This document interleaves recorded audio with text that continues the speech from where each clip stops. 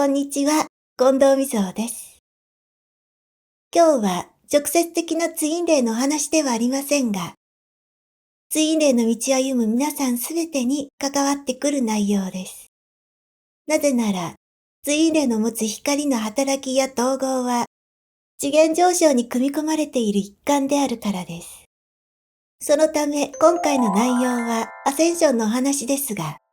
ツインレイの道を歩む皆さんにも、ぜひに聞いていただきたいお話ですので、最後までご視聴いただけると嬉しく思います。それではシリウス中継、スタート。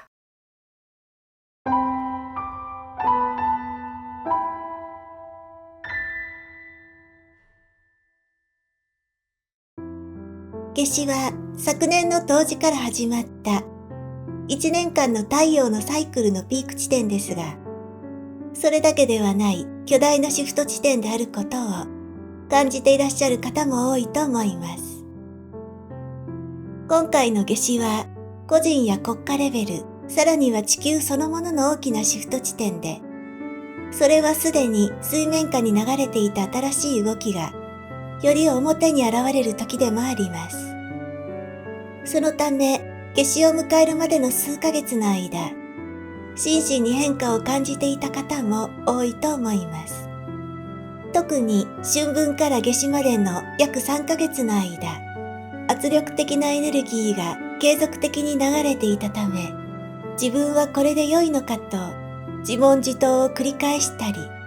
体の重みや現実の出来事に負担を感じたり、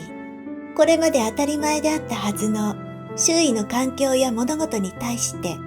違和感や心地の悪さを感じたり、これまでうまくいっていた物事がうまくいかなくなったり、人間関係に不調和が現れていた方もいらっしゃるかもしれません。私が受け取ったものによると、コロナ以前と比べて時空間の密度が体感として約3倍になっていた世界が、今後さらに約5倍程度の密度に変わるということ。それはコロナ以降、これまでの3倍のエネルギーを使って生きてきた私たちが、今後さらにその倍に近いパワーを使う必要があることを意味しています。そのために、夏至からの密度の変化に伴って、次第に圧力や負荷を心身に感じるようになってきたというわけです。また、新しい密度についていけるかどうかを試されていたようなこの数ヶ月であったとも感じています。今後はさらに私たち個人も世の中も目まぐるしく変化していくと思いますが、しかしすべての人が変化に向かっているわけではないため、変化に向かう人とそうでない人との違いをより顕著に感じるようになるかもしれません。それは変化に向かう人はこれまでと同じような生き方をしていても思うようにいかなくなる一方で、変化に向かわない人はこれまでと同じような生き方をしていても特に問題なく生きていけること。例えるなら変化に向かわない人は平坦な道を楽々歩いている一方で、変化に向かう人は勾配の激しい坂道を上がっているからです。それではシフトアップの流れに乗るためにはどのようにしたらよいでしょうか。お話ししたように私たちは変化を求められていま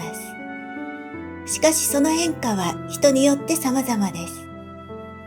意識の変化を求められている人もいれば、現実の変化を求められている人もいるでしょう。あるいは意識も現実も両方の変化を求められているかもしれません。見極めのポイントは何に圧力を感じるのか。仕事などの現実面で圧力を感じる場合は、より自分に適した環境にシフトすることを考慮してみると良いと思います。あるいは自分の力に行き詰まりを感じる場合は、新しい学びを始めたり、自分の能力を発揮できる環境をリサーチするのも良いでしょう。人間関係に圧力を感じる場合は、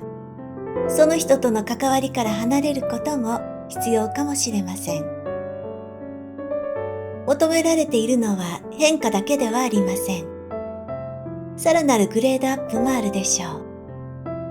う。同じ仕事をしていても、より工事の内容に働きをシフトしたり、より多くの人々に働きかける方法を取り入れたり、新たなアピール方法が必要になるかもしれません。何をどうすべきかは直感で受け取ることができるはずです。自分が感じるこれからのために有効な変化を受け入れてください。ここで一つアドバイスがあります。それは夏至以降の変化に向かう流れの中で、目の前で低い周波数の出来事が起こった時の対処方法です。今後は3次元と5次元の世界がオーバーラップした当時存在しているような時空間が続くと思います。工事の世界に自分は向かっているはずなのに、周囲に低い周波数の出来事が起こった場合、もし自分がそこに関わらなければならない場合には、それが3次元の領域の出来事であると認識した上で、冷静に対応すること。それによってその周波数に引っ張られることなく、アセンションへ向かうことができると思います。要は3次元の領域と5次元の領域の出来事の見極めができるようになると、葛藤を減らしてスムーズに次なる地点へ進めると思います。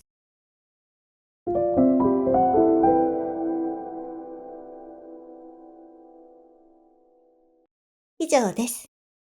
お話ししたようにこの数ヶ月の間、天に試されるような時空間が続いていたため、現実面や精神面の負荷によって心身に不調が出たり、追い詰められるような感覚によって苦しかった方もいらっしゃると思います。なので、そのお試しを乗り越えて、今この時を迎えることができた自分自身に、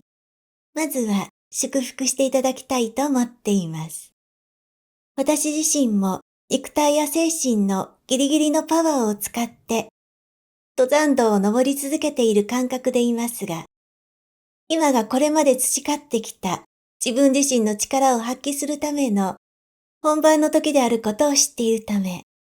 迷いなく働きに向かって全力を投じています。ただし、限られた時間の中で最大限にパワーを発揮して、今やらなければならないことをこなすためには、肉体と精神のメンテナンスをしっかり行う必要もあると思いますので、皆さんも心と体を大切にしながら、より良い変化と進化を迎えてくださると嬉しく思います。それでは、夏至からの流れに向かって、より一層邁進してまいりましょう。シリウス中継を終わります。